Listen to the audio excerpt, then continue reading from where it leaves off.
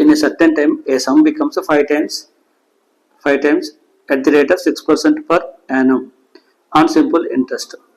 మనకి ఇక్కడ కొంత అమౌంట్ అనేది ఇనిషియల్ అమౌంట్ కంటే 5 టైమ్స్ అన్నాడు. ఇనిషియల్ అమౌంట్ కంటే 500 వాల్యూ 5 టైమ్స్ అన్నాడు.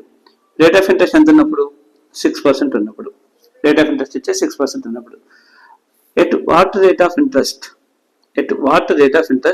The same some becomes 8 times.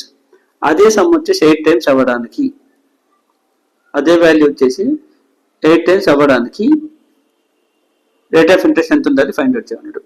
అయితే మనకి ఇక్కడ జనరల్ ఫార్ములా ఐడియా ఉంది. A equal to the P plus simple interest, ఇది మనకి ఐడియా ఉంది. ఫర్ ఎగ్జాంపుల్ మనకి ఇక్కడ మన టోటల్ అమౌంట్ నుంచి పీ వాల్యూ సబ్ట్రాక్ట్ చేస్తే, అంటే పీని రైట్ సైడ్ పంపించేస్తే అదేమవుతుంది ఏ మైనస్ పీ అవుతుంది.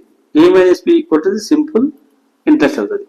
అంటే సింపుల్ ఇంట్రెస్ట్ అనేది ఏమవుతుంది అంటే మనకి ఇచ్చిన టోటల్ వాల్యూ నుంచి 1 టైం రెడ్యూస్ చేయాలి ఇనిషియల్ వాల్యూని, అది సింపుల్ ఇంట్రెస్ట్ అవుతుంది.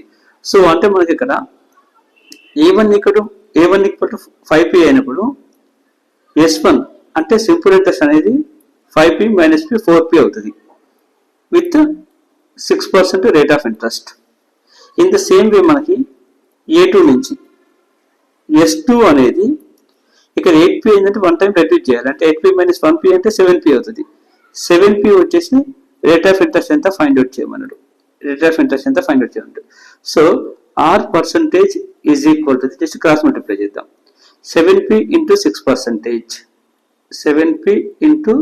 6% డివైడ్ విత్ 4p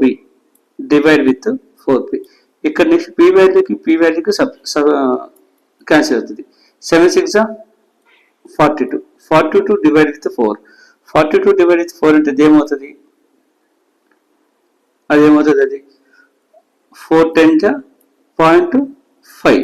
10.5% అవుతుంది. రేట్ ఆఫ్ ఇంట్రెస్ట్ ఎంత ఉండాలి అంటే 8 టైమ్స్ అవ్వాలంటే 10.5% ఉండాలి. సో సింపుల్గా ఏం లేదు, ఇక్కడ మనకి జస్ట్ మనకి టోటల్ వాల్యూ 5 టైమ్స్ అని ఇచ్చిండు. సో దాని నుంచి 1 వాల్యూ రెడ్యూస్ చేస్తే సింపుల్ ఇంట్రెస్ట్ వస్తుంది. ఇక్కడ టోటల్ వాల్యూ 8 టైమ్స్ అని అన్నాడు, 1 వాల్యూ రెడ్యూస్ చేస్తే సింపుల్ ఇంట్రెస్ట్ వస్తుంది. సో దాన్ని నేను ఏం చేసిన అంటే రేట్ ఆఫ్ ఇంట్రెస్ట్ కంపేర్ చేసుకున్నాం.